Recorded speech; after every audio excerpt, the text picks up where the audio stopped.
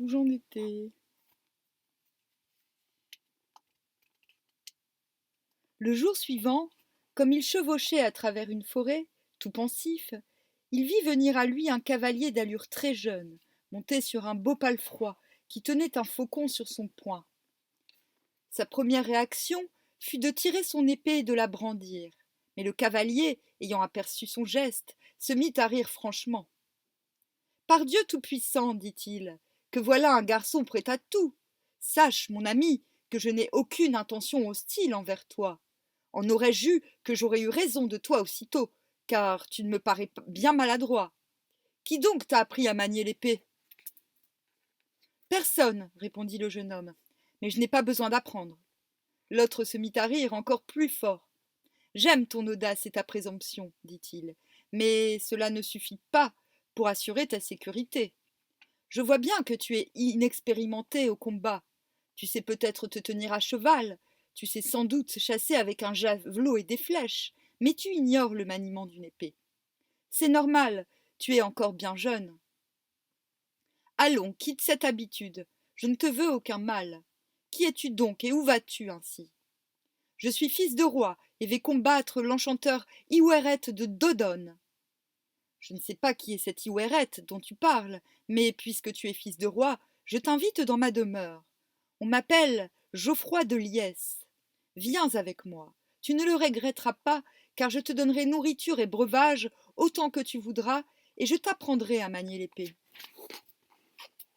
Le fils du roi Ban suivit Geoffroy de Liesse jusqu'à son château qui se dressait sur un promontoire, devant un grand lac entouré de beaux arbres. Là, il fut accueilli avec amabilité et prévenance par les sœurs du cavalier, trois jeunes filles très belles qui s'empressèrent de le désarmer, de le faire baigner et de lui procurer des vêtements dignes de lui. Ils soupèrent en abondance et allèrent se coucher. Le lendemain, à la jeunesse du jour, Geoffroy dit à son hôte: Puisque tu t'es reposé, il faut maintenant que je te donne des conseils sur la façon dont tu dois te servir de ton épée. Je pense que cela te sera utile si tu veux aller jusqu'au bout de ton projet, celui d'aller vaincre l'enchanteur Iweret, quel que soit celui-ci, car je n'ai jamais rien entendu dire à son sujet. Le fils du roi Ban était suffisamment raisonnable pour se rendre compte qu'il lui fallait beaucoup apprendre dans l'art du maniement des armes. Jusqu'alors, il n'avait fait que chasser au javelot et à la flèche, et s'il avait brisé des lances, c'était par jeu sur un mannequin de bois et de paille. D'épée, il n'en avait jamais eu, à part celle que venait de lui remettre la dame du lac, et, du reste, il n'avait jamais engagé un combat contre un adversaire véritable. Geoffroy de Liesse lui apprit donc qu'on chassait avec des flèches, qu'on combattait à cheval avec une lance de frêne ou avec une masse, et que, si l'on voulait se mesurer à l'épée, il était préférable de sauter à bas de son cheval et d'engager le fer sur ses deux jambes. Il se montra un parfait élève, à tel point que Geoffroy ne put cacher son admiration pour son courage et son habileté. L'élève, de son côté, ressentit une grande amitié pour son maître et apprécia grandement la gentillesse de ses sœurs qui ne savaient que faire pour le choyer. Hop, oups. Étant demeuré 3 semaines chez son hôte, il lui demanda congé. Es-tu toujours décidé à vaincre l'enchanteur Iweret demanda celui-ci.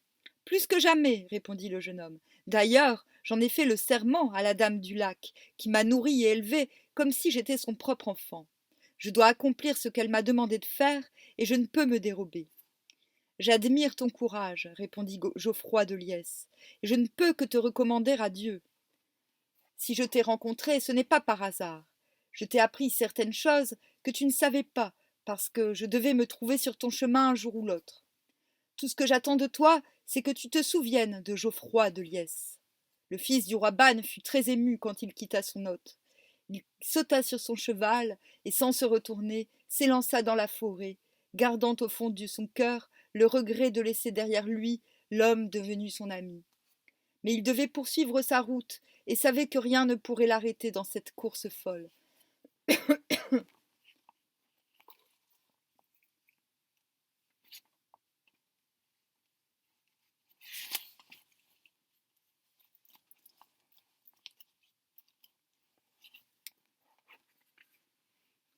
Il alla, à ce que dit le conte, sur un long chemin qui traversait une forêt vaste et sombre. Quand le soir tomba, il voulut trouver un gîte pour la nuit, et comme il ne savait où aller, il chercha une clairière afin de s'y abriter pendant les heures où le froid se fait sentir. Il suivit un sentier parsemé de ronces et d'ajoncs et déboucha dans une vallée où serpentait un torrent dont les eaux dévalaient de cascade en cascade. Il entendit du bruit et arrêta son cheval. Devant lui, dans un pré, deux hommes combattaient à pied, leurs épées dressées vers le ciel comme de vrais champions.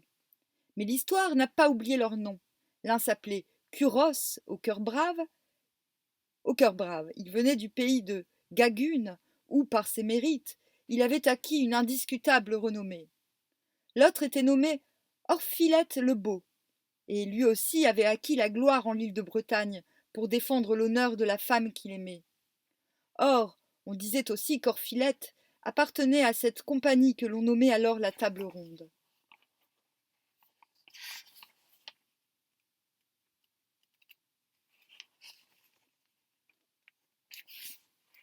Le fils du roi Ban descendit de sa monture et se dirigea vers les combattants.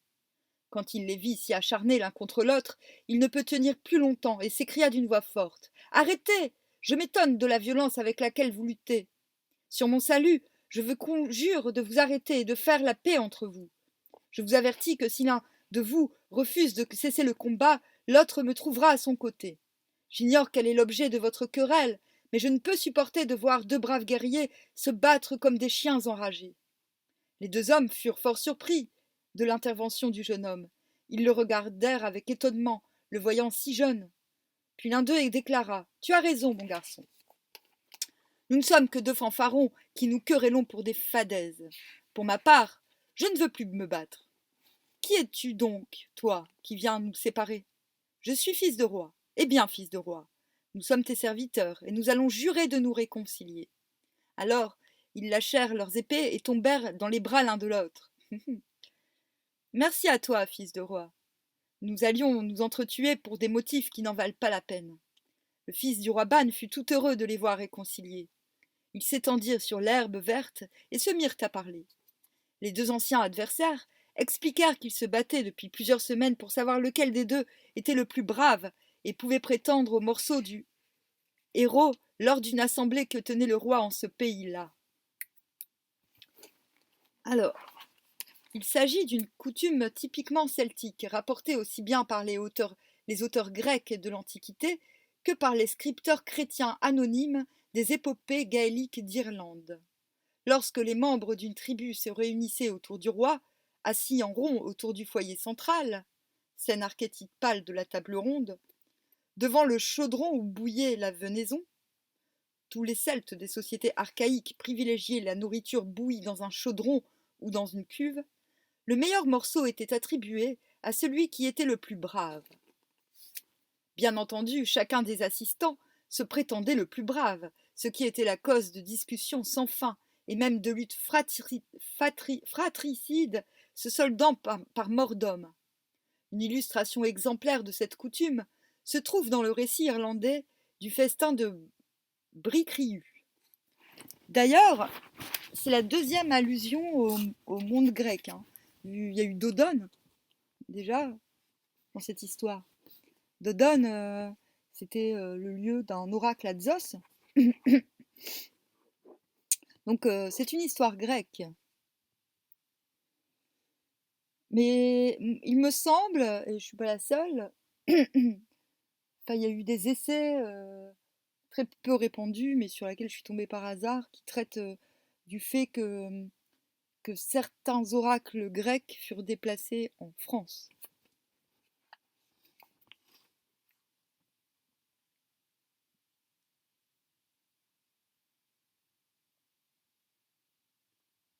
Merde, je suis perdue. Comme chacun d'eux prétendait être le plus courageux, ils avaient décidé de se battre jusqu'à ce que l'un fût vaincu. Mais, dirent-ils, nous savons maintenant que tu es plus courageux et plus généreux que nous. Lorsque tu viendras dans notre pays, c'est toi que nous reconnaîtrons digne de recevoir le morceau du héros. quand ils eurent longuement évoqué leurs aventures, Kuros dit: il faudrait nous préoccuper d'un gîte pour passer la nuit, car nous avons besoin de nourriture et de repos. Je connais, non loin d'ici, un château où nous pourrons être accueillis. On nous procurera tout ce dont nous avons besoin. Mais je dois vous prévenir, Lot n'a pas bonne réputation, et l'on prétend qu'il traite cruellement certains de ceux qui passent la nuit chez lui. Sa femme est morte depuis longtemps, mais il a une fille, la plus charmante qu'on ait jamais vue sous le soleil. Il l'aime d'un amour tellement exclusif qu'il la retient dans sa forteresse et qu'il menace de mort tous ceux qui voudraient l'épouser ou en faire leur ami. Cet homme est un puissant forestier, d'une taille et d'une force hors du commun. Je vous dis tout ce que je sais de lui.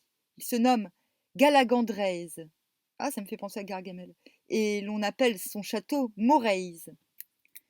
Le nom de Galagandrèse est d'origine bretonne et signifie très puissant combattant. Quant au nom du château, il peut s'expliquer par le moyen breton morchette, provenant d'un celtique murketo, signifiant fait de se flétrir, assoupissement, chagrin. Le château de Moraise serait donc une tour chagrineuse, une sorte de château de la Belle au bois dormant où s'étiole une jeune fille prisonnière. Après s'être concertés, les trois compagnons décidèrent d'aller demander l'hospitalité à Galagandrèse, quelles que fussent les aventures désagréables qui pourraient leur arriver. Ils furent reçus de façon fort aimable par le forestier, qui était effectivement un homme de taille gigantesque, aux sourcils très épais et à la chevelure très noire. Au cours du souper, ils furent servis par la main de la fille elle-même, qui était en effet parmi les plus belles que l'on eût pu rencontrer dans tout le pays. Elle avait l'œil clair, le teint blanc, les lèvres rouges, les cheveux aussi noirs que le plumage d'un corbeau. Alors qu'elle s'affairait à les servir, elle n'arrêtait pas de jauger du regard les trois jeunes gens, se demandant visiblement quel était le plus beau ou le plus courageux. Ils eurent nourriture et boisson en abondance. Quand vint l'heure d'aller se coucher, ce fut Galagandrèse en personne qui conduisit ses hôtes dans une grande chambre où 3 lits avaient été préparés. Puis, les ayant aidés à arranger leur couverture, il se retira après leur avoir recommandé de dormir sans tarder. Mais alors qu'ils attendaient le sommeil, en dévisant calmement tous les trois, ils virent dans la pénombre la fille de Galagandrèse se glisser dans la chambre, silencieusement, comme si elle se savait en faute. Désirant savoir quelles étaient les manières de cette jeune gens, dont elle admirait fort la prestance, elle était tourmentée par la violente envie de partager la couche de l'un d'eux. Et ce désir l'oppressait si fort qu'elle était prête à toutes les audaces. Elle s'assit donc sur le lit d'Orphilette, qui se trouvait le plus près de la porte, se pencha vers lui et lui murmura d'étranges paroles. Elle attendait, chuchota-t-elle, depuis si longtemps la venue d'un homme tel que lui. Bien souvent, elle l'avait vu en rêve et savait très bien que c'était lui qui devait faire son bonheur. Tout en parlant, elle se rapprochait de lui et entrouvit la cape qu'elle portait sur sa chemise blanche. Mais Orphilette, n'appréciant guère qu'une femme s'offrit ainsi au premier venu, la repoussa avec rudesse, et la jeune fille faillit tomber sur le plancher. Elle ne se découragea pas pour autant. Allant cette fois vers le lit de Kuraos, elle se trouvait au milieu, entre ses deux compagnons. Elle laissa choir sa cape et s'allongea, le corps frémissant de désir, à ses côtés, glissant à son oreille. Un guerrier qui désire acquérir de grands honneurs ne doit jamais avoir le cœur faible avec une femme et ne jamais refuser ce qu'elle offre. Je sais qu'un homme ne peut pas être un grand guerrier s'il n'est pas un grand amoureux. Or, je peux te dire, sans mensonge, qu'on m'a informé que ta virilité est sans égale. Prouve donc ce qu'on raconte sur toi. Assouvis ton ardeur sur moi et en moi. Aime sans retenue une belle fille qui ne demande qu'à être aimée. Si tu trouves plaisir en une femme qui est prête à toutes les exigences de son amant, alors je serai bien récompensée d'une longue attente, je le sais. Mon père m'a interdit de prendre mari ou amant, car il pense qu'il ne pourrait pas vivre sans moi, mais je veux me dispenser d'obéir à ses ordres. D'ailleurs, il n'en saura rien. Aussi, fais ta volonté. De plus en plus dévorée par le désir, la fille se montrait de plus en plus pressante. Mais Kuros, l'ayant laissé parler, demeura insensible à ses avances. Il le lui dit, précisant qu'elle n'avait rien à espérer de lui. Décidément, dit-elle alors, ta réputation est bien usurpée, et je sais maintenant que tout ce qu'on m'a raconté n'était que mensonge. Dans son lit, le fils du roi Ban avait entendu toutes ces paroles. Il n'avait jamais partagé le lit d'une femme et prenait ses propos pour plaisanterie. Mais la fille commençait à se sentir humiliée d'être ainsi repoussée par des hommes qu'elle sollicitait avec une telle ardeur. Elle vint donc vers lui et ôta sa chemise, se glissant toute nue contre son corps. Le jeune homme sursauta et dit « Fille, puisses-tu rester en paix avec Dieu? Je te l'avoue, je ne connais rien de l'amour, mais pour rien au monde je ne voudrais te causer de peine. » Il la prit dans ses bras et la couvrit de baisers, et comme la fillette était experte à ce jeu, ils connurent ensemble le plus grand bonheur jamais vécu par deux amants. Quant à ses compagnons, ils n'apprécièrent guère la démonstration, tout en essayant d'y prêter le moins d'attention possible. La fille du forestier et le fils du roi Ban, quant à eux, furent remplis de la joie et de la plénitude de leur ardeur, et jamais femme ne passa plus belle nuit aux côtés d'un homme. Cependant, le jeune homme ne put oublier qu'elle n'était venue à lui qu'après s'être offerte d'abord à ses deux camarades. Tous finirent par s'endormir alors que l'aube commençait à poindre. C'est alors que Galagandrèse fit irruption dans la chambre, fou de colère. « Qui donc a pris ma fille » hurla-t-il, réveillant tout le monde en sursaut. La fille s'étant aussitôt cachée sous son amant, Galagandrèse bouscula tous les lits et finit par l'apercevoir. Furieux, il brandit un poignard et voulut en frapper le fils du roi Ban. Celui-ci esquiva le coup, se glissa hors du lit, prit son propre poignard et se dressa contre le forestier. Ainsi s'engagea une lutte sans merci, mais l'agilité du jeune homme eut bientôt raison de la force de Galagandrèse, qui s'effondra mort, percé de toutes parts. Ainsi périt le forestier, qui ne voulait pas que sa fille eût un mari ou un amant, et qui la retenait de force dans sa demeure. Cependant, le bruit de la lutte avait attiré tous les habitants du château. Ils arrivèrent en foule dans la chambre et virent leur maître inanimé et baignant dans son sang. Aussitôt, ils se réjouirent, et l'un d'eux dit au fils du roi Ban : « Jeune étranger, tu nous as rendu un fier service, car Galagandrèse était un maître cruel qui abusait de nous et nous terrorisait par sa brutalité. Sois béni pour nous avoir ainsi débarrassés de lui. Sois notre seigneur et nous te rendrons hommage comme il se doit pour un valeureux jeune homme. » C'est ainsi que le fils du roi Ban eut autorité sur le château de Morez et reçut l'hommage de tous ses habitants. Toutes les nuits, il couchait avec la jeune femme pour le plus grand plaisir de l'un et de l'autre. Quant à Curaos et Orphilette, ils furent traités magnifiquement, comme ses hôtes privilégiés, jusqu'au jour où ils prirent congé et s'éloignèrent ensemble vers de nouvelles aventures.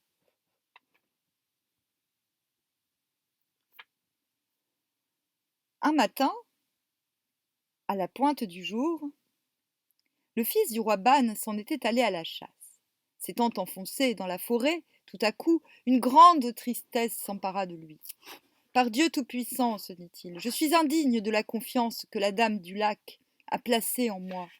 Je me laisse aller à une vie de mollesse et de plaisir, alors que j'ai juré d'accomplir une mission. Je dois délivrer le frère de la dame et vaincre le maudit enchanteur Iweret. Je le ferai quoi qu'il puisse m'arriver. » Et sans plus tarder, il partit au galop, tournant résolument le dos à la forteresse de Morez. Voilà. Comme ça, c'est mieux, non? Alors, au-delà de la forêt se trouvait une grande plaine arrosée de nombreux ruisseaux. Il continua son chemin et aperçut une belle cité resplendissante dans le soleil, avec des remparts hauts et puissants. Et, derrière ces murailles, il y avait une forteresse en pierre blanche, avec une tour dont le toit était d'ardoise fine. La porte de la cité était ouverte, et le fils du roi Ban pénétra à l'intérieur, désireux de savoir quel était ce lieu et si l'on connaissait l'enchanteur Iweret.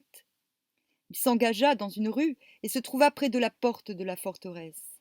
Là, il vit une fille très belle, qui montait un cheval dont les ornements brillaient comme un miroir. Le cheval était sans défaut, blanc comme la neige, sauf une épaule qui était rouge. Elle sortait du château et le jeune homme ne put s'empêcher de l'admirer.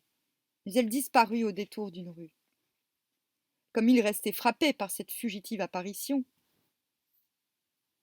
de la beauté, une foule hurlante s'avança vers lui, manifestant une grande colère, comme si tous les habitants de la ville s'étaient brusquement rassemblés pour l'agresser.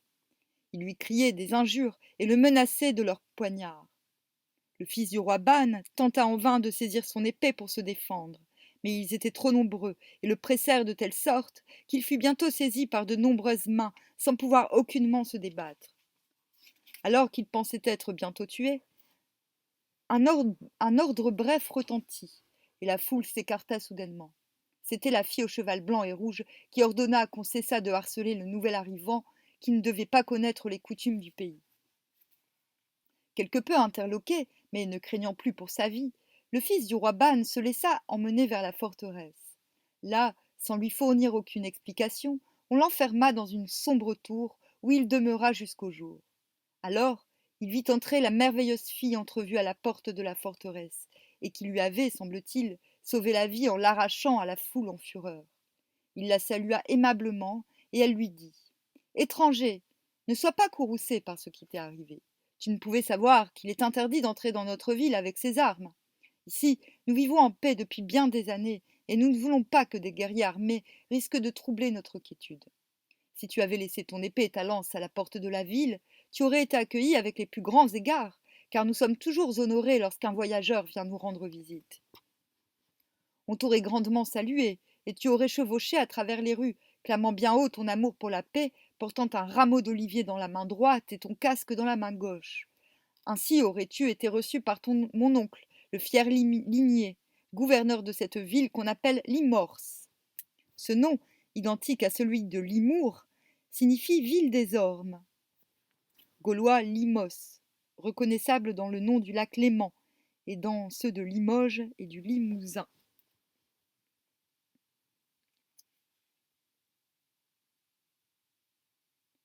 C'est ici que je suis né et que je réside, dans le calme et la joie, au milieu de gens qui ne demandent qu'à s'entraider les uns les autres. Sache que mon nom est Ad et que je suis fille de la sœur de Lignée. Le nom d'Ad provient d'une racine celtique ayant donné Adan, l'un des noms du rossignol en breton. Ad est évidemment une femme fée, hôtesse d'un pays merveilleux où guerre et souffrance sont inconnues, ce qui fait penser aux femmes oiseaux de nombreuses légendes irlandaises ou bretonnes. Pendant qu'elle parlait, le fils du roi Ban ne cessait d'admirer la perfection du visage de la jeune femme et la prestance de son corps. Elle continua ainsi. Dès que je t'ai vu, jeune étranger, mon cœur s'est troublé, et c'est par amour pour toi que je t'ai arraché à ceux qui voulaient te faire périr. Mais je ne peux rien contre nos lois, et c'est pourquoi tu as été enfermé dans cette tour. Cependant, je vais te révéler comment tu pourras te sauver. Lorsqu'on viendra te tirer de cette prison, on te conduira dans un champ clos en dehors de la ville. Là, tu devras combattre un cruel géant qui n'a jamais fait de quartier à quiconque. Si tu réussis à le vaincre, de lions affamés t'assailleront, mais si tu parviens à les maîtriser, mon oncle lui-même, le fier Ligné, qui est le plus redoutable guerrier que l'on connaisse, bien qu'il soit le plus pacifique de tous les hommes de ce monde, t'affrontera. Et je t'avertis que c'est à main nue, sans armes, que tu devras combattre. Si tu es vainqueur, je te donnerai mon amour et tout ce que je possède. Ayant ainsi parlé, la belle Hade quitta la tour, plongeant le fils du roi Ban dans une étrange rêverie. Il rêve de quoi là? Il rêve qu'il va mourir ou quoi? Bon. Ah. Bon, je fais quoi pour me réveiller? Je bois du café, je fume une clope. Parce que c'est loin d'être fini en fait. Hop. Je crois que je vais le faire en 2 parties aussi, celui-là. Je crois que ce chapitre sera lu en 3 parties.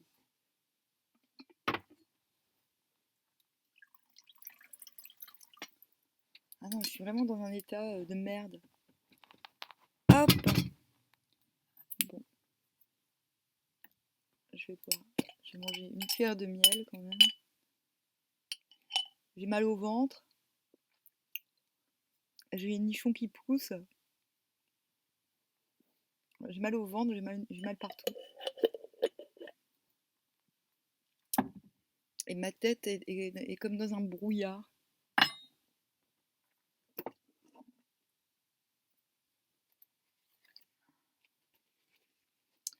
Ça doit être à cause de mon encens à la fraise.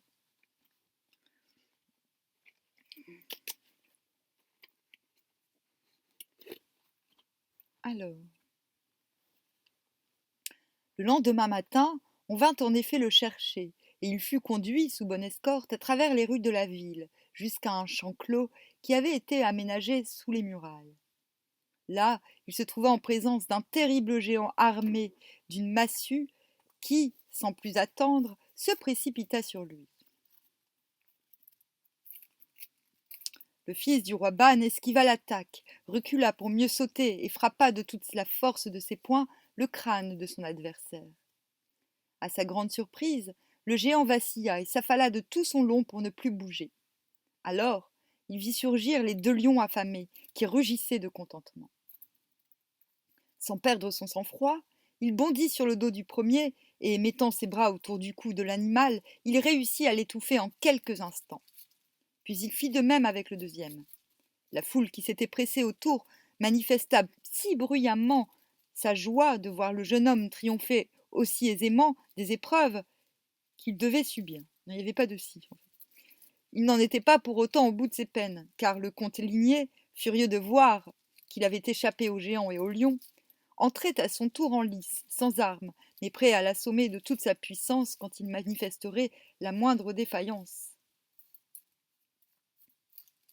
Le combat fut rude et impétueux. Le comte Ligné usait de tout son poids pour tenter de faire tomber le jeune homme. Mais celui-ci, grâce à sa souplesse et à son agilité, échappait à son adversaire chaque fois que ce dernier pensait le broyer entre ses bras puissants. Or, à force de tournoyer autour du comte, le fils du roi Ban finit par l'étourdir, ce qui lui permit finalement de l'assommer. Le comte s'écroula sur le sol et ne bougea plus. La foule se mit à hurler. Alors, la belle hade vint vers lui. « Tu es vainqueur, jeune étranger. » Et il avait été dit que lorsque le comte Ligné serait vaincu dans un combat singulier, il perdrait toute son autorité sur le pays. « C'est donc toi le maître à présent. Dis-nous quel est ton nom. »« Je suis fils de roi, » répondit le jeune homme. Il eut des acclamations dans la foule. « Eh bien, fils de roi, » dit la belle hade, « tous les habitants de ce pays et moi-même, nous sommes entièrement à toi. » Et, le soir même, après la fête, le fils du roi Ban retrouva la belle dans son lit. Décidément, hein, c'était un peu un goujat, ce Lancelot. Hein. S'il continue comme ça, il va être maître de tout le pays.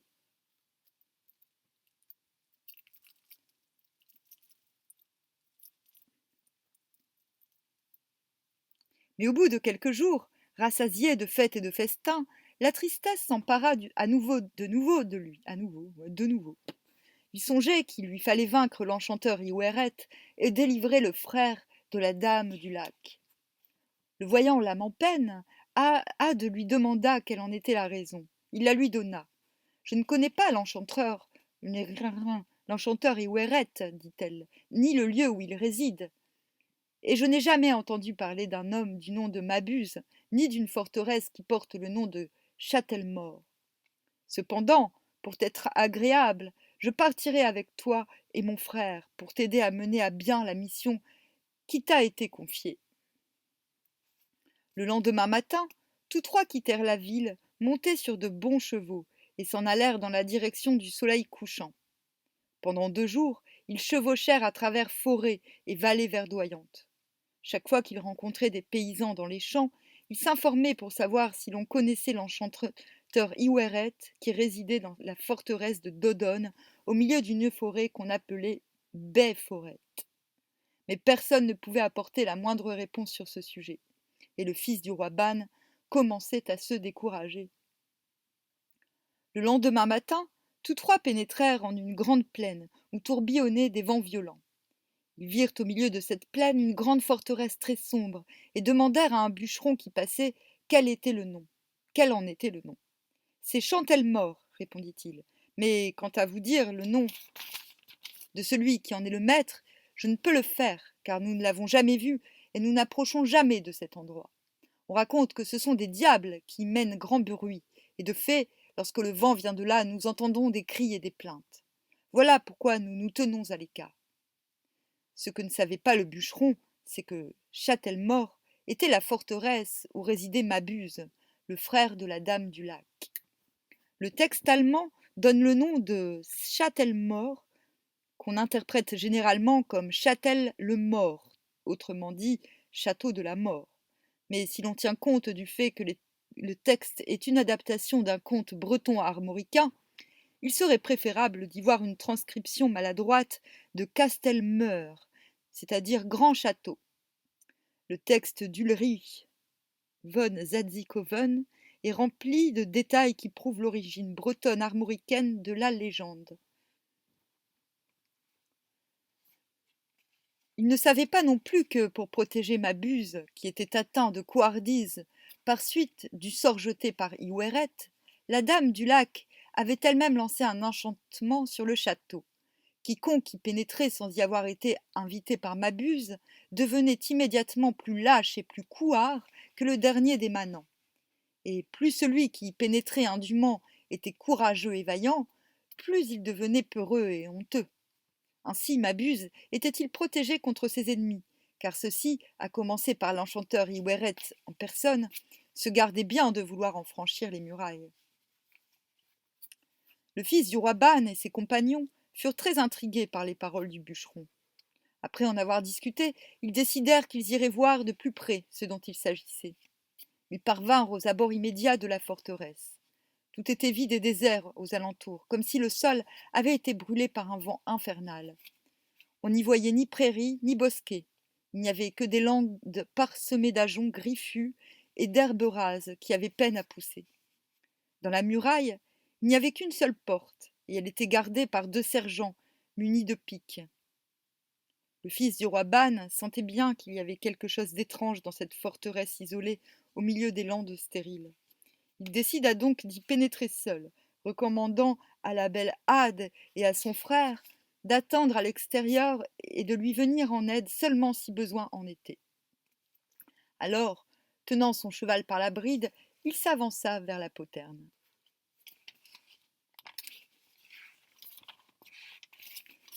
Mais dès qu'il l'eut passé, il fut pris à partie par les 2 sergents qui abaissèrent leurs piques vers lui et lui demandèrent de se rendre.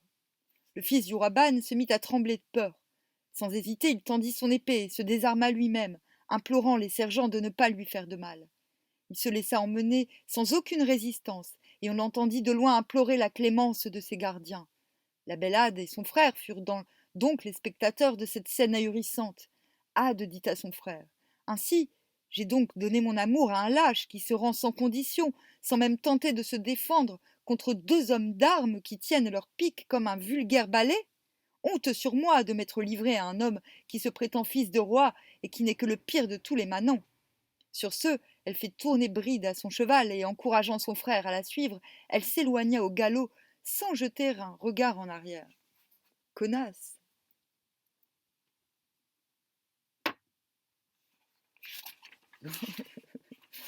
Moi, si je voyais ça, très honnêtement, je trouverais ça super mignon. Je me dirais, oh, c'est trop mignon. Cependant, le jeune homme était traîné à travers les rues.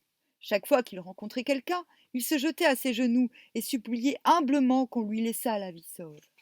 Et les gens riaient de le voir si pleutre et déconfit. On le mena dans les souterrains du château, là où se trouvait déjà un grand nombre de chevaliers qui se lamentaient et pleuraient. Quand il les entendit se plaindre ainsi de leur sort, le fils du roi Ban se mit à gémir encore plus fort que les autres, clamant qu'il se sentait en grand danger et que, si ses gardiens le voulaient bien, il serait leur valet pourvu qu'on le laissât en paix. Quelques jours plus tard, un grand vacarme se fit entendre devant les murailles de Châtellemort. Une troupe de cavaliers venait d'arriver devant la poterne et s'y était arrêtée. Les hommes descendirent de leurs montures et se mirent à insulter les habitants de la forteresse. Parmi eux se trouvait Iweret, le maudit enchanteur, dont le sortilège avait rendu Mabuse le plus couard de tous les hommes en ce temps-là. Aussi venait-il très souvent provoquer sa victime et se moquer de sa lâcheté. Il prenait d'ailleurs grand soin de rester à l'écart, ne voulant point se risquer à proximité de la porte, de peur de tomber sous le coup de l'enchantement qui aurait fait de lui un aussi grand lâche que celui qui l'insultait. Quant à Mabuse, il se gardait bien de répondre à la provocation et de sortir de l'autre côté de la muraille, car il avait terriblement peur d'affronter Iweret. Bref, Situation sans queue ni tête. Très poétique. Mais cela dit, très poétique. Hein.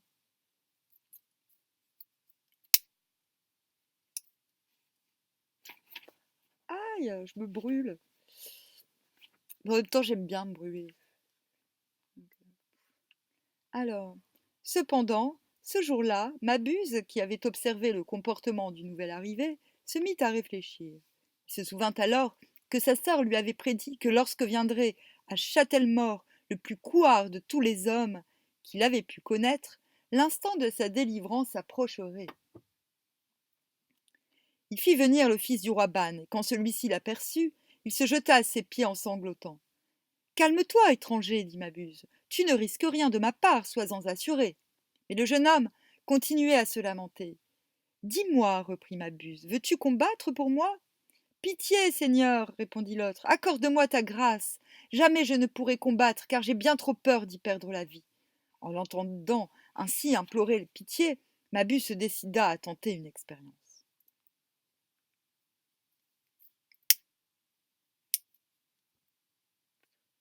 Je sais pas ce que j'ai aujourd'hui, mais soit j'ai été empoisonnée, ce qui ne m'étonnerait pas. Tout a un goût bizarre. Il ordonna à ses serviteurs d'habiller le prisonnier, de le vêtir de ses armes et de le faire sortir, avec son cheval, pour l'envoyer à la poursuite d'Iweret. Les serviteurs eurent bien du mal à exécuter les ordres de leur maître, car le jeune homme se débattait, se jetait continuellement à leurs genoux en leur demandant de l'épargner et refusait même de garder son épée à sa ceinture. À la fin, insensible à ses cris et à ses lamentations, ils le traînèrent de force jusqu'à la porte et le jetèrent dehors sans ménagement. Or, dès qu'il se trouva de l'autre côté de la muraille, l'enchantement se dissipa, et le fils du roi Ban se sentit redevenir lui-même.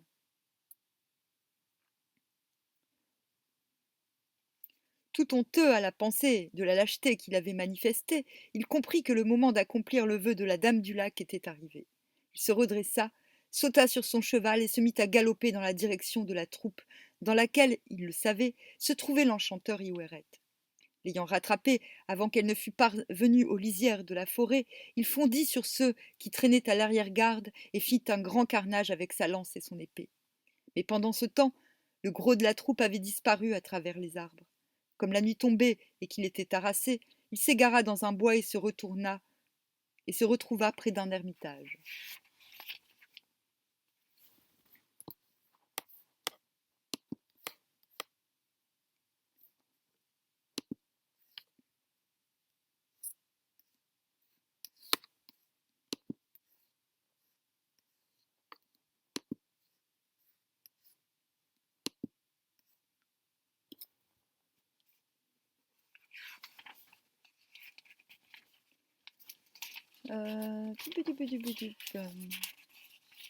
Un prêtre solitaire vivait là. Je fais n'importe quoi.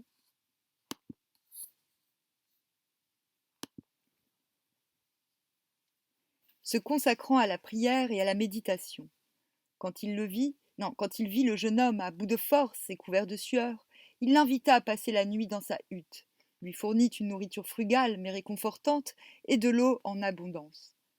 Quand le fils du roi Ban eut bu et mangé, et quand il se sentit reposé, il demanda à son hôte où il pourrait rencontrer l'enchanteur Iweret, car il voulait le provoquer en combat singulier.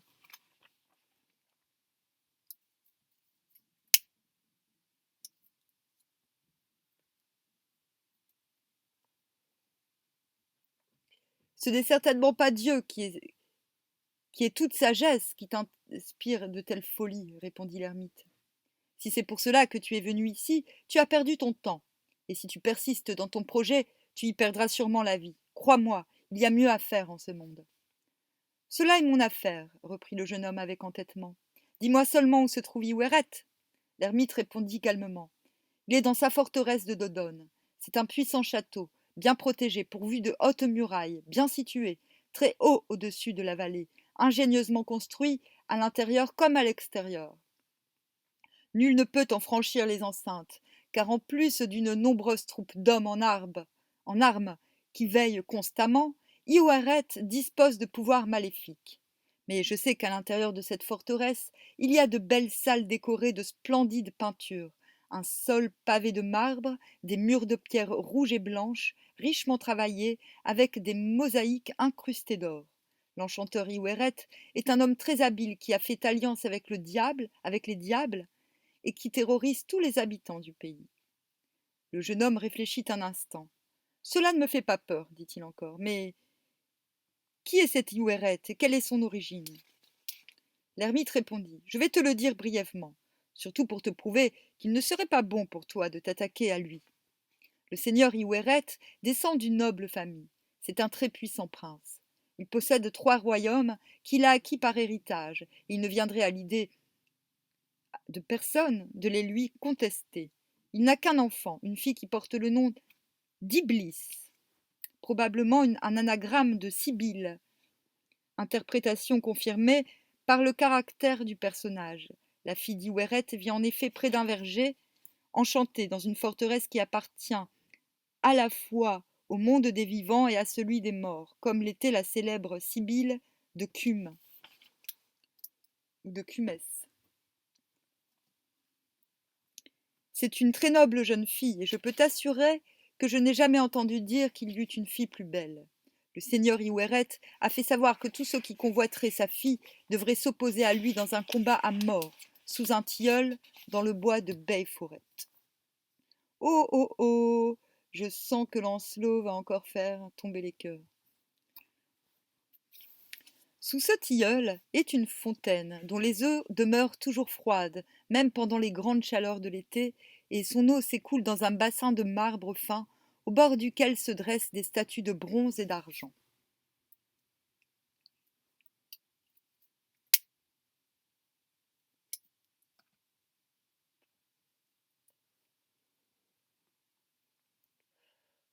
Le tilleul reste vert toute l'année, et nulle tempête ne peut en arracher les feuilles. Suspendue à cet arbre se trouve une cymbale de bronze doré, sur laquelle ceux qui désirent la fille et prouver leur valeur doivent frapper. Lorsque cette cymbale a été frappée 3 fois, le seigneur Iweret survient, entièrement équipé pour le combat, et se mesure avec l'imprudent qui a osé violer le silence. Crois-moi, celui qui désire vraiment se mesurer à Iweret doit avoir beaucoup de chance, car l'année dernière, et au début de celle-ci, le seigneur Iweret a tué de nombreux prétendants qui ont été enterrés là, sous le tilleul, à l'endroit où la mort les a frappés. Où est donc cette fontaine? Demanda le fils du roi Ban. Non loin d'ici, répondit l'ermite. Même pas un mille, en suivant ce sentier qui mène tout droit. Mais si tu veux mon conseil, pars tout de suite dans la direction inverse, et ne t'arrête pas avant d'avoir regagné ta propre demeure. En tout cas, sois sûr d'une chose. Si tu persistes dans ton projet, et si le seigneur Iweret te tue, tu n'auras jamais ma prière ni ma bénédiction. Très bien, saint homme, dit le jeune homme. Tu as sans doute raison, et j'implore ton pardon, car je ne vais pas suivre ton conseil. Écoute à ton tour mes paroles. Quoi qu'il puisse m'arriver, je combattrai le valeureux Iweret, même si je dois en mourir. L'ermite ne répondit rien, sachant bien que toute autre parole serait inutile. Il ne put quand même s'empêcher d'admirer la détermination du jeune étranger, et il lui donna sa bénédiction. Le fils du roi Ban se reposa alors toute la nuit dans la hutte, et le matin, à l'aube, il prit congé de son hôte et se dirigea vers Beyforet. Bon, je fais quoi? Je fais une pause? Je continue. Bon, allez, je continue. Cette forêt était verte comme l'herbe au printemps, et les feuilles ne jaunissaient jamais. Il y avait beaucoup d'arbres très denses, qui portaient des fruits toute l'année, mûrs et savoureux, et aussi des fleurs de toutes les couleurs qui embaumaient l'air alentour. Tous ceux qui goûtaient de ces fruits et respiraient le parfum de ces fleurs étaient guéris de toute maladie ou de toute blessure, fût-elle la plus grave. Si quiconque, en la traversant, se serait accablé de chagrin, il voyait miraculeusement sa peine se transformer en joie, s'évanouir comme par enchantement. Cette description, qui rappelle celle du domaine de la Dame du Lac et celle de l'île d'Avalon, indique le caractère ambigu de cette forêt située à la limite des deux mondes et, de toute façon, en dehors du temps et de l'espace. Car si on y guérit de tout maux, on y périt aussi de mort violente lorsqu'on veut ravir la fille du maître des lieux, personnage présenté comme un être humain, mais en réalité l'image d'une divinité qui donne à la fois la vie et la mort, ce Dagda de la tradition mythologique irlandaise, dont la massue pouvait tuer lorsqu'il en frappait par un bout et ressusciter lorsqu'il en frappait par l'autre bout. Iweret semble donc une sorte de divinité de la vie et de la mort, analogue au dispater latin et surtout au sukelos de la statuaire gallo-romaine, toujours représentée avec un grand marteau.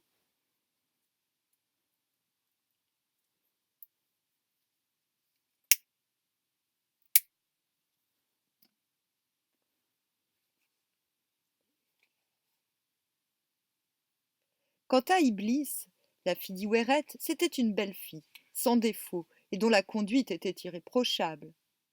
L'envie et la haine étaient des choses qu'elle ne connaissait pas. Sa bouche rose n'avait jamais prononcé que des paroles douces et aimables. Ah, quelle vénarde! On ne l'avait jamais vue chagrinée, bien qu'elle fût contrainte par son père de ne jamais quitter les limites de Dodone et de Ben Forêt. Elle vivait toujours dans l'espoir qu'un jour elle pourrait errer dans le vaste monde et découvrir d'autres beautés de la nature. Mais cela ne l'empêchait nullement d'honorer les hommes et les femmes qui étaient admis dans la forteresse de son père, où chacun jugeait qu'elle était la plus belle et la plus digne d'attention parmi toutes les femmes de son pays.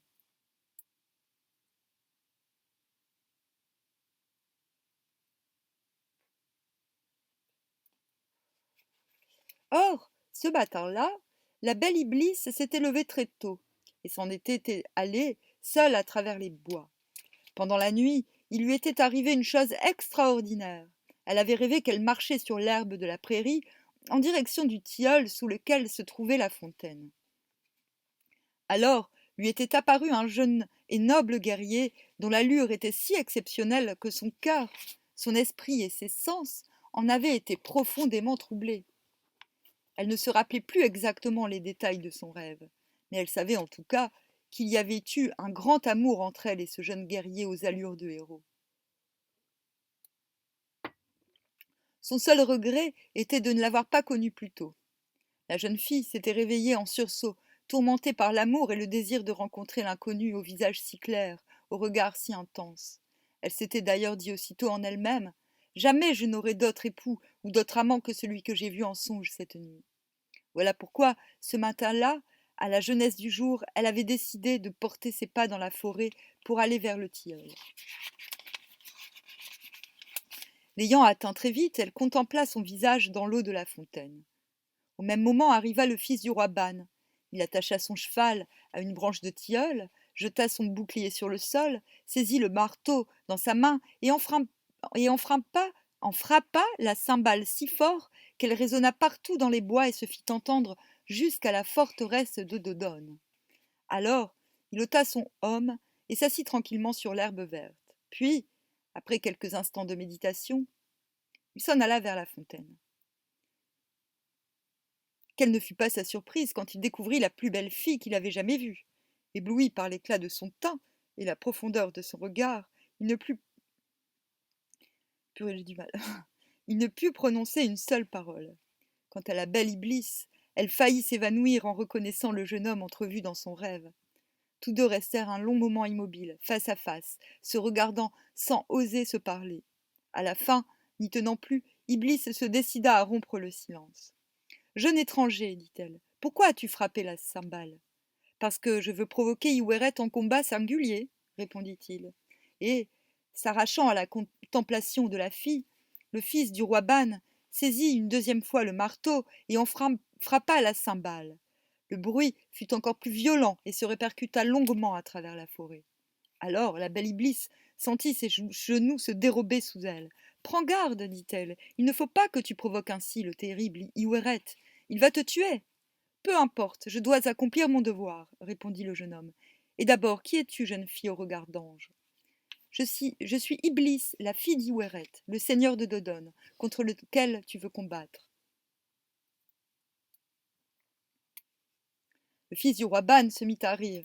Je comprends, dit-il, tu voudrais que j'épargne ton père, et tu cherches à me détourner de mon projet. Non, ce n'est pas du tout cela, s'écria la jeune fille d'un ton désespéré. C'est toi que je veux sauver, car jusqu'à présent mon père n'a jamais été vaincu. Il dispose de pouvoirs magiques, et il agit de telle sorte que tous ceux qui se mesurent à lui perdent la raison et s'exposent à ses coups mortels.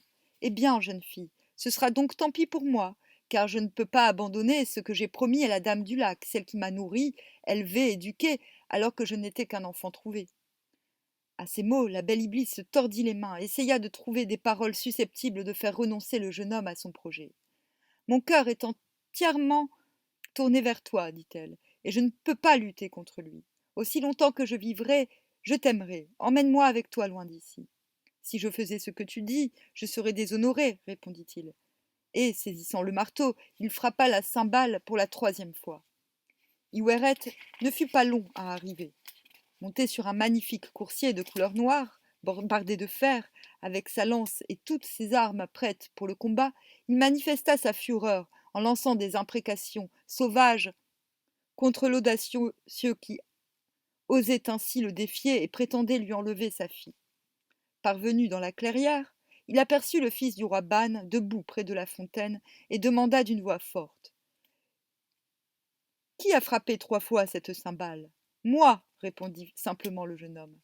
La voix d'Iweret devint plus rauque. « Pourquoi as-tu agi ainsi, jeune présomptueux ? » « J'y étais obligé. »« Tu es bien jeune pour te mesurer à moi. Cependant, acceptes-tu l'aventure ? » ?»« Oui, je le veux, assurément, et rien ne pourra me faire changer d'avis, de décision. »« Mais, reprit Iweret, tu n'es pas capable de me défier au combat. »« Je le peux, s'entêta le jeune homme. »« Qu'espères-tu donc gagner ici ? » demanda Iweret. « Une belle femme et ton royaume, répondit froidement le fils du roi Ban.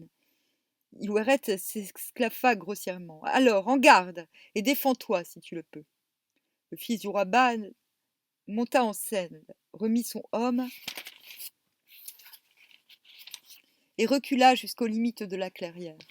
Les 2 adversaires abaissèrent leurs lances. Le combat fut cruel. Ils luttèrent longuement et fort bien, chacun comprenant qu'il devait vaincre à tout prix avant que l'autre ne pût le tuer. Mais, contrairement à ce qu'il pensait, Iweret se rendit vite compte que la bataille ne serait pas facile à gagner. Jusqu'à présent, se disait-il, je croyais combattre un enfant, mais je m'aperçois que c'est un homme. Néanmoins, il faudra qu'il paye très cher pour la femme et le royaume, et il en obtiendra de la peine pour le restant de ses jours. Leur rage guerrière cependant redoubla, car chacun d'eux voulait en terminer rapidement avec l'autre, avant de s'épuiser dans des escarmouches inutiles. Enfin, Iweret reçut un tel coup de lance à travers le corps qu'il tomba comme une masse de son cheval et s'affala lourdement sur le sol. Aussitôt, le fils du roi Ban sauta de son coursier et, avec une agilité déconcertante, ne laissant pas à son adversaire le temps de se relever, il brandit son épée et d'un seul coup lui trancha la tête. C'en était désormais fini de l'enchanteur Iweret. La dame du lac était vengée et son frère Mabuse délivré de l'enchantement qui faisait de lui un lâche. Le fils du roi Ban reprit un instant son souffle. Il avait accompli sa mission et savait qu'il allait bientôt connaître son nom et ses origines. Alors il pensa à la fille du vaincu et se précipita à l'endroit où il l'avait laissée. La belle était allongée sur l'herbe, près de la fontaine, évanouie depuis le début du combat. Il se débarrassa de ses armes, se pencha vers la jeune fille et lui souleva la tête avant de verser sur son visage de l'eau de la fontaine. Elle rouvrit les yeux et aperçut le jeune homme. « Dieu soit loué !» soupira-t-elle. « C'est toi !» Et elle se mit à pleurer. Il essaya de la réconforter du mieux qu'il put et lui dit: « Jeune fille, fais-moi part de ton sentiment. M'aimes-tu vraiment assez pour supporter celui qui vient de tuer ton père? Ai-je mérité de t'avoir comme épouse ou comme amie ?» Pour toute réponse, elle glissa ses bras autour du cou du vainqueur, puis brusquement eut un tremblement, suppliant celui qu'elle aimait de l'emmener loin du tilleul, redoutant la colère des hommes de son père. Ainsi fit le fils du roi Ban. Il souleva la belle Iblis et la mit en croupe sur son cheval, puis il se dirigea sur le sentier vers la lisière du bois.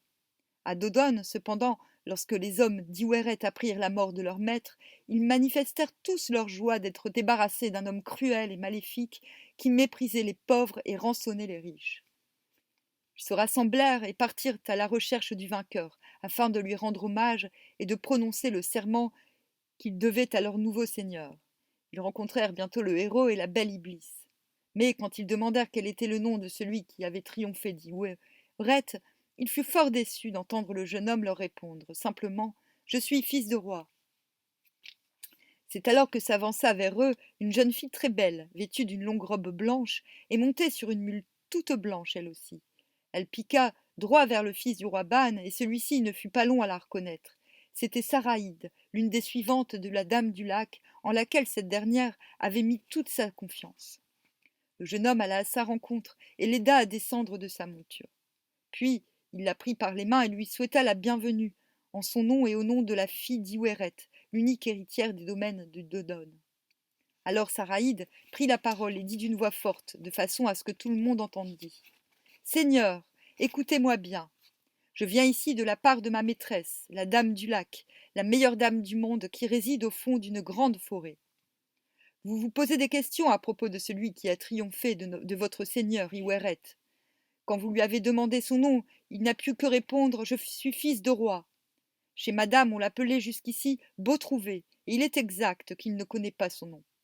Madame l'a recueilli, nourri, élevé, éduqué, et elle a voulu le mettre à l'épreuve. Elle a voulu que ce Beautrouvé gagne son nom par ses seuls mérites. C'est chose faite aujourd'hui, et je peux dire qui il est. Vous avez devant vous Lancelot du Lac, fils du roi Ban de Bénoïc, et vous avez la preuve qu'il était un Beautrouvé. Il a toujours été, sans le savoir, parce que son cœur parlait pour lui, un fils de roi. Ainsi l'a voulu ma maîtresse, la dame du lac. Ma mission, faire reconnaître celui qui était destiné à réaliser d'innombrables exploits, est accomplie. Apprenant que le vainqueur d'Iweret était le fils du roi Ban de Bénoïc, qu'on disait mort depuis de longues années, les anciens vassaux de l'enchanteur se réjouirent grandement. Ils vinrent l'un après l'autre prononcer leur serment devant Lancelot et la belle Iblis. Et cette nuit-là, après la grande fête donnée dans la forteresse de Dodone, Lancelot s'endormit dans les bras d'Iblis. On enterra discrètement l'enchanteur sous le tilleul parmi ceux qui l'avaient tué, et on se hâta de l'oublier. Mais ce n'est pas fini.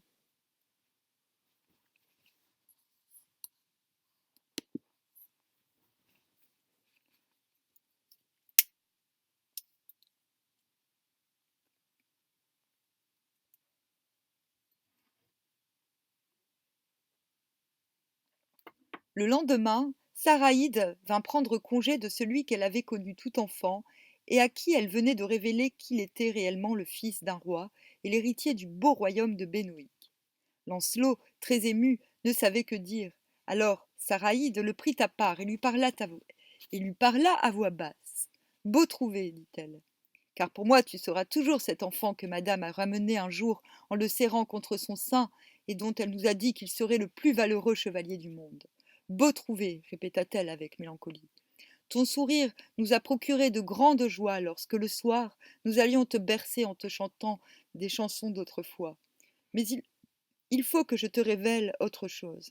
Ma maîtresse, la dame du lac, m'a demandé de te dire que tu es Lancelot, fils du roi Ban de Bénoïc. C'est ainsi que tu seras connu désormais, parce que tu es digne de porter la lance pour la gloire du royaume de Bretagne. Et tu seras aussi du lac, parce que les générations futures se souviennent que tu as été élevé et éduqué dans un palais merveilleux, caché au reste du monde par un lac mystérieux.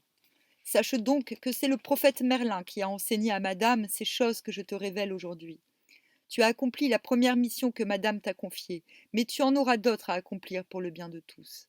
Et c'est ce Merlin qui a voulu que tu sois élevé par madame, afin qu'elle fasse de toi un homme sans peur et sans reproche, capable de déjouer tous les pièges des enchanteurs maléfiques et de dénouer les écheveaux subtils tressés par les êtres diaboliques qui envahissent le monde. Tu es celui qui doit apporter au monde la lumière qui l'attend et qui sommeille au fond des cavernes et des ravins. Tu es un être de lumière, Lancelot, et tu dois combattre les forces des ténèbres qui se présentent à toi. Ce ne sera pas toujours facile, et bien souvent tu sombreras dans le désespoir parce que tu auras le sentiment que le chemin que tu suis s'arrête au bord d'un précipice. Ne perds jamais courage, Lancelot du lac, même si ta vie est parsemée d'épreuves et de souffrances, car tu es le dernier rejeton d'un lignage dépositaire d'un terrible secret. Ce secret, un jour, tu l'apprendras aussi, mais il ne m'appartient pas de te le dire. Sois toi-même, Lancelot, avec tes défauts et tes qualités. Saraïde s'arrêta de parler. Elle avait les yeux humides et elle tremblait.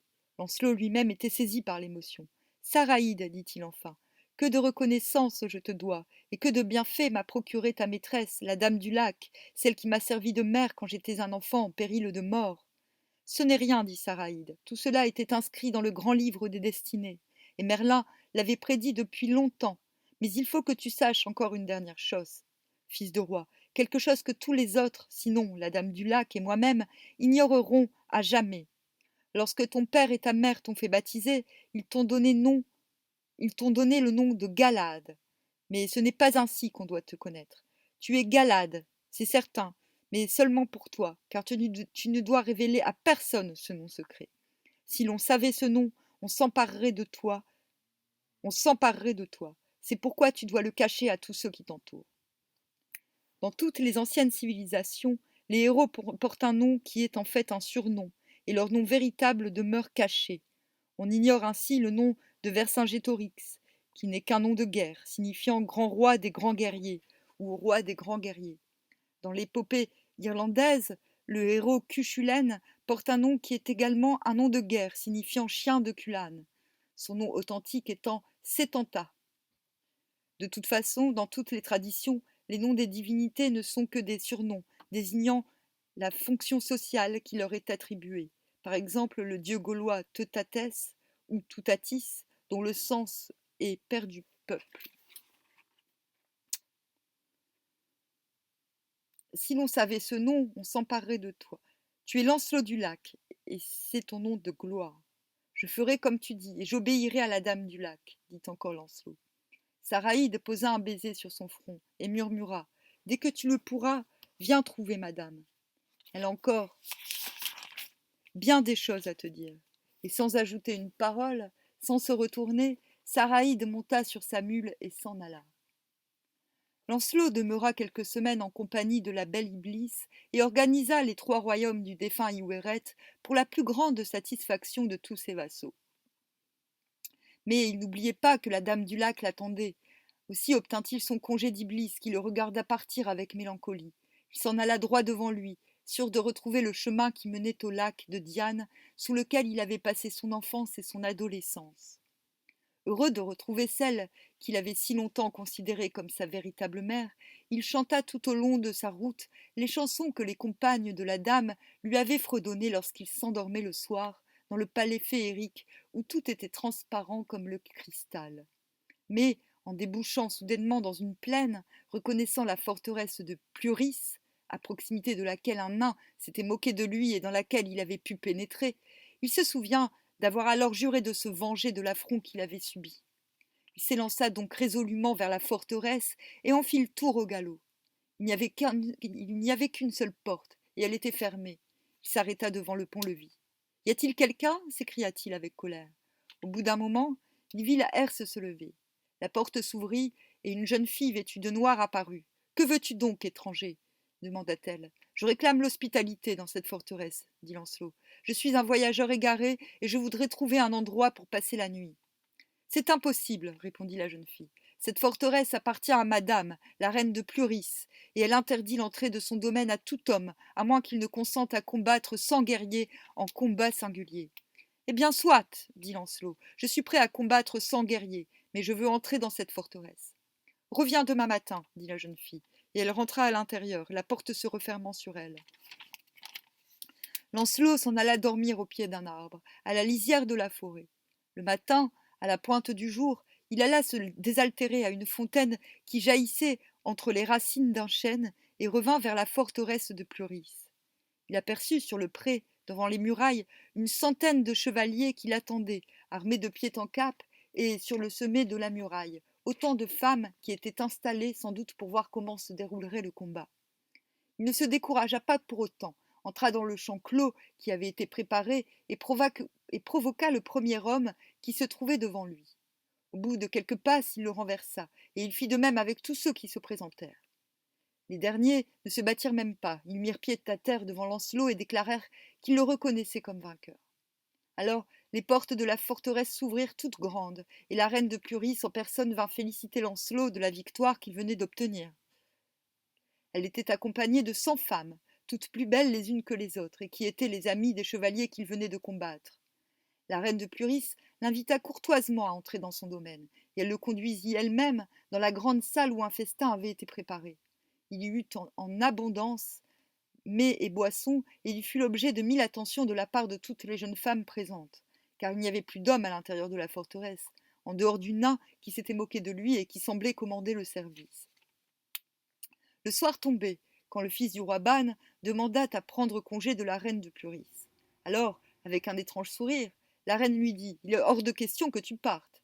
Un homme qui entre dans la forteresse de Pluris ne doit jamais plus en sortir, sauf pour la défendre contre des ennemis. Tu dois demeurer ici. D'ailleurs, par ta bravoure, tu as gagné le droit d'être mon époux, et tu ne dois pas déroger à la coutume qui est établie depuis longtemps. Tout homme qui a réussi à vaincre 100 chevaliers doit épouser la reine de Pluris. » Fort contrarié, Lancelot comprit qu'il ne pourrait s'en aller que par ruse. Aussi, comme la reine de Pluris était fort belle, il déclara qu'il acceptait volontiers de l'épouser. Et cette nuit-là, il dormit avec la reine de Pluris. Lancelot demeura de longues semaines dans la forteresse auprès de la reine, choyé par toutes les femmes de ceux qu'il avait vaincus et qui étaient toutes amoureuses de lui. Chaque jour, elle chantait de suaves mélodies, lui offrait des breuvages enivrants qui lui faisaient peu à peu oublier qui il était. La vie était douce dans la forteresse de Pluris, et Lancelot n'avait aucun regret de ceux qu'il avait laissés derrière lui. Et la reine de Pluris était si attirante, avec ses cheveux noirs noués en fines tresses, sa bouche vermeille, ses yeux très sombres et son corps couleur de neige.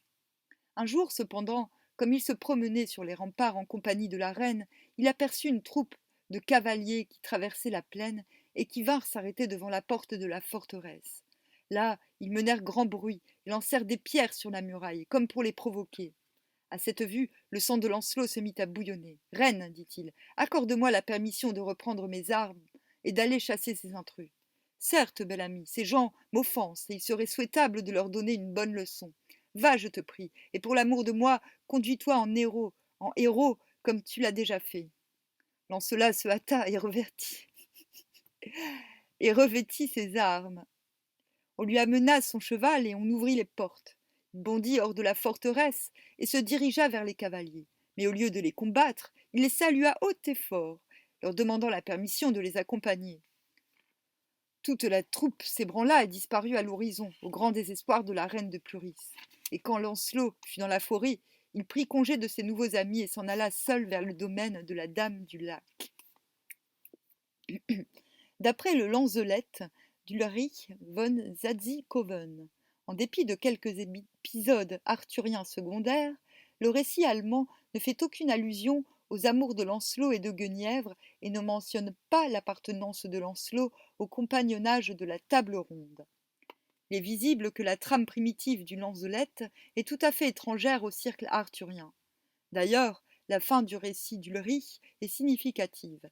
Après s'être enfui de la forteresse de Pluris, le héros retourne à Dodone, où Iblis, très inquiète, l'attendait fidèlement.